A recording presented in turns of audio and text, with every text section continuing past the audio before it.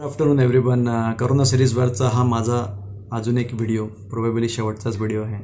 Okay, शेवटचाच video असणार आहे या करोना व्हायरस टॉपिकवरचा तरी. ओके, शेवटचा का म्हणतो हे तुम्हाला कळेलच व्हिडिओ जेव्हा तुम्ही बघाल तेव्हा. तर ह्या व्हिडिओत मला अशा काही गोष्टी सांगायच्या की जे मला वाटतं मी एक दोन गोष्टी सांगायचं राहून गेलो होतं. तर त्याच्यातली महत्त्वाची गोष्ट म्हणजे की जेव्हा आपल्याला सिम्पटम्स येतात तसं तेव्हा काय डायरेक्टली जाऊन तुम्हाला करोना टेस्ट करायची गरज नसते. ओके, तर म्हणजे मी काय केलं ते सांगतो. मला जेव्हा सिम्पटम आले तेव्हा दुसऱ्या दिवशी आम्ही जाऊन म्हणजे माझ्या बायकोने म्हणजे डॉक्टर मिनलने सांगितलं की आपण ब्लड टेस्ट करून घेऊया, डायरेक्ट करोना टेस्ट करायची काही गरज नाही आहे.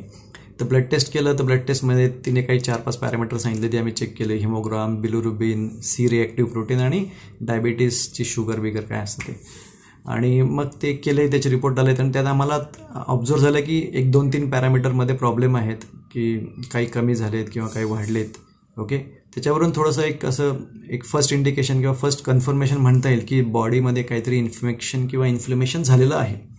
आता ते नक्की कशाचं आहे ते जाणण्यासाठी मग आम्ही करोना टेस्ट केली. ओके, तर सांगायचा मुद्दा हा आहे की डायरेक्ट करोना टेस्ट करायची जी भीती असते आपल्याला, तर ती घाबरायचं काही कारण नाही. तर तुम्ही हा जो ब्लड टेस्ट आहे, हे ब्लड टेस्ट नावाची एक स्टेप, ही आपण म्हणू इंटरमिजिएट स्टेप किंवा फर्स्ट स्टेप ऑफ इन्व्हेस्टिगेशन म्हणून याला तुम्ही कन्सिडर करू शकतात. ही फार सोपी असते. एक छोटंसं ब्लड घेतात ते आपल्या शरीरात हातातून आणि 1000 रुपयाच्या आसपास त्याला खर्च येतो, फार जास्त खर्च पण येत नाही. पण हे आपल्याला डेफिनेटली सांगून देतं की आपल्या शरीरात काही प्रॉब्लेम आहे का नाही. ओके, ठीक आहे, हे झालं ब्लड टेस्टबद्दल. तर हेच मला सांगायचं होतं की डायरेक्ट करोना टेस्ट करण्याच्या आधी तुम्ही हे ब्लड टेस्ट करून थोडंसं तुमच्या शरीरातले प्रॉब्लेम्स कळू शकता. ओके, तर आता हे झालं ब्लड टेस्टचं. तर दुसरी गोष्ट, पुढचं तुम्हाला माहिती आहे की मी काय काय केलं, कसं कसं केलं. आता माझा होम आयसोलेशन पिरियड संपला 20 तारखेला. तर मग आम्ही डॉक्टरांना विचारलं की आता पुढे काय करायचं. मग त्यांनी काही क्वेश्चन विचारले, ते म्हणजे जसं काही रुटीन चेकअपसारखं त्यांनी क्वेश्चन विचारले ऑनलाईनच. तर ते सगळे आम्ही उत्तर दिले. मग त्यांना वाटलं की एव्हरीथिंग इज ओके.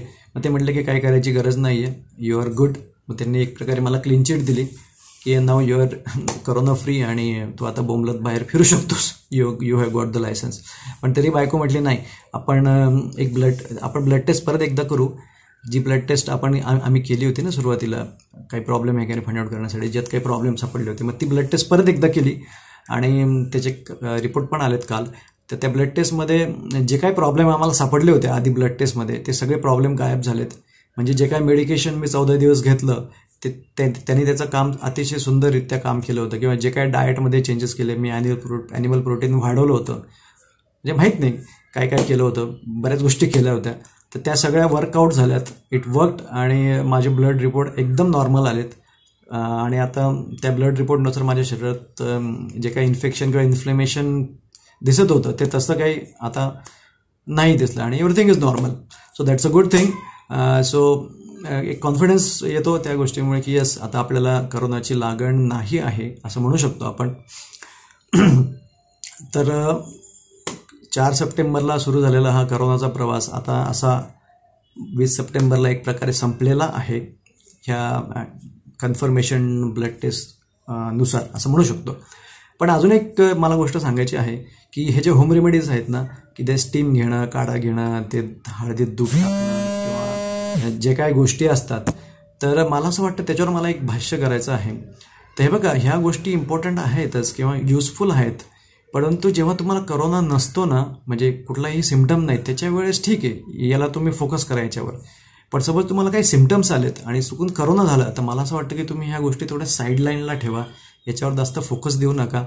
तर तुम्हाला फोकस कशावर द्यायचा आहे, सिम्पटम आल्यानंतर सगळ्यात पहिल्यांदा तुम्हाला गोष्ट करायची, तुम्हाला डॉक्टरकडे जायचं आहे. त्याच्यात काही एक्सक्यूज नाही. म्हणजे that's a first compulsory step. डॉक्टरला गाठायचंच आहे. ओके, कितीही पैसे घेऊ, ते डॉक्टर घेतो काय कमवू दे डॉक्टरला ह्या पिरियडमध्ये, काय फरक नाही पडत. डॉक्टरकडे जायचं. दुसरी गोष्ट, टेस्ट करायची, कितीही पैसे लागू दे, टेस्ट करायची म्हणजे करायची. कारण की इन्व्हेस्टिगेशन नाही झालं, काय प्रॉब्लेम आहे तो नाहीच कळाला, तर कसं डॉक्टर तरी निदान कसं करणार, राईट. तर त्यामुळे होऊ दे खर्च, काय फरक पडत नाही. डॉक्टरकडे जायचं, टेस्ट करून घ्यायच्या डॉक्टरने सांगितल्याप्रमाणे. आणि तिसरी स्टेप, त्याच्यानंतर जे काही तुमच्या शरीरात सापडेल त्याच्याप्रमाणे डॉक्टर जे सांगेल ते करायचं. म्हणजे डॉक्टर म्हटला घरात बैस, ट्रीटमेंट घे, ती करायची. हे मेडिसिन घे, ते करायचं. डॉक्टर म्हटलं हॉस्पिटलला जा, ॲडमिट हो, ते पण करायचं. काय म्हणजे जे काय डॉक्टरला सरेंडर करून टाका स्वतःला. ओके, तरच तुमचं व्यवस्थित होईल. मी हे तर स्वतः अनुभव केला. ओके, स्वतःचं डोकं वापरायचं नाही.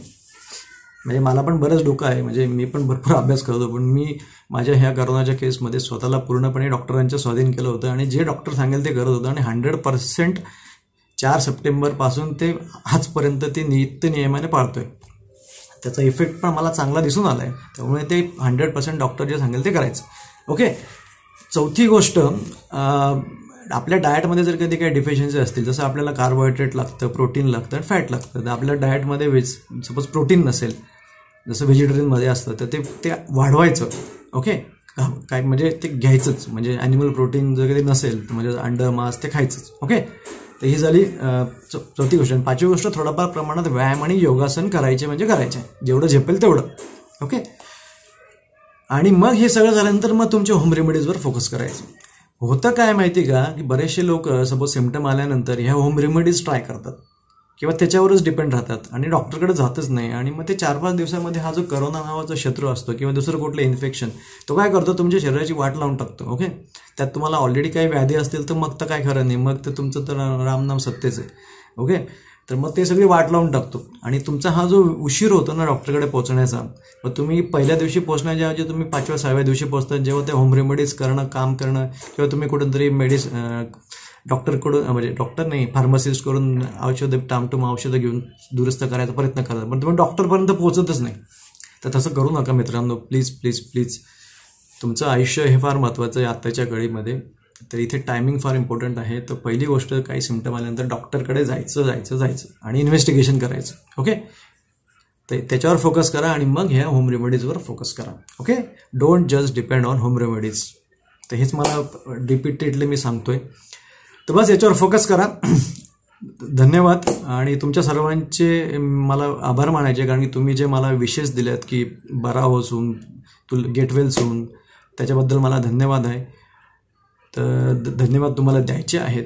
तर तुमच्या ह्या सगळ्या विशेषनेच, म्हणजे नुसतं औषधांनीच नाही, पण तुमच्या सगळ्या विशेषने पण मला बरं होण्यात चांगली मदत केली आहे. ते म्हणतात ना, दवा और दुआ दोनों चीज काम में आती है. आणि तिसरं म्हणजे देव.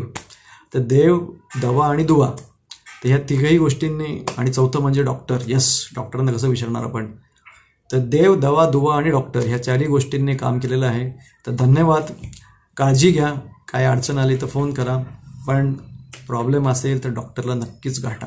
स्वतःहून स्वतःचं डोकं चालवू नका. थँक्यू.